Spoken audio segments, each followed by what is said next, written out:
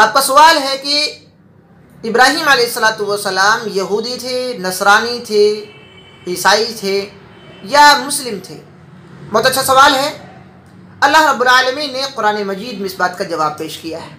सूरह आल इमरान सूरत नंबर 3 आयत नंबर 67। मा कान इब्राहीम यहूदिय्यन, इब्राहीम अलैहिस्सलातु वस्सलाम यहूदी नहीं थे, वला नसरानिय्यन, और ईसाई क्रिश्चियन नसरानी भी नहीं थे। मा कान इब्राहीम यहूदिय्यन वला नसरानिय्यन वलाकिन कान हनीफन मुस्लिमा, आप मुस्लिम थे।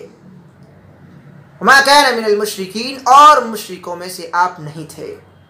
कुरान मजीद ने इस बात को साफ कर दिया है। मगर दुनिया के जितने भी लोग हैं इब्राहीम अलैहिस्सलातु वस्सलाम को वो अपना गुरु मानते हैं।